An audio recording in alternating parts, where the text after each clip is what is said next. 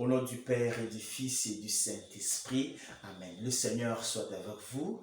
Mes frères, mes sœurs, cette nuit c'est Noël. Nous accueillons les sauveurs de l'humanité, la naissance de Jésus-Christ. Il nous apporte la lumière et la paix, les droits et la justice.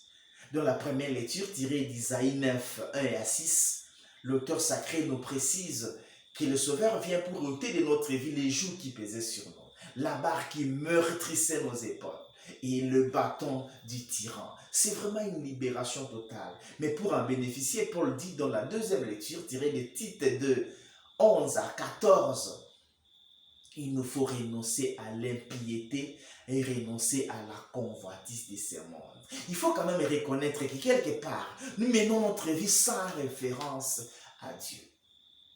Nous vivons comme si Dieu ne nous disait rien.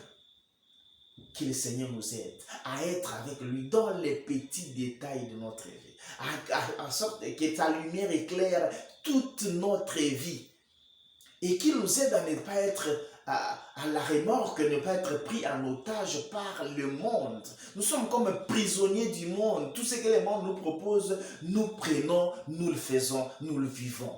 Que le Seigneur nous aide à être différents. Et évidemment, il n'y a même plus de différence aujourd'hui entre nous qui sommes enfants de lumière et ceux que nous prétendons considérer comme païens. Parce que nous sommes sur le même chemin de corruption, de mensonges, d'hypocrisie et de tout le reste. Seulement peut-être les chemins d'église qui nous séparent. Toi, tu vas dans telle église, toi, tu vas dans telle autre. Mais le reste, la vie des péchés, nous sommes les mêmes. Que le Seigneur nous aide à faire la différence. Et dans la lecture de l'évangile tirée de Luc 2, 1 à 14, c'est la naissance du Sauveur. Deux frères retiennent notre attention. Joseph et Marie, sachant bien qu'ils ont le Messie qui va naître, ils ne réclament pas des places d'honneur. Ils ne s'assoient pas sur leurs privilèges pour faire du bruit, que voilà, nous sommes ceci, donnons-nous quand même. Non, non, ils s'effacent. Déjà, dès la naissance, le Sauveur nous apprend l'effacement, l'humilité. Il ne vient pas par des tapages. Deuxième fait, l'ange va annoncer aux bergers qui étaient dans les champs, qui étaient dans leur milieu de travail, ils étaient en train de travailler.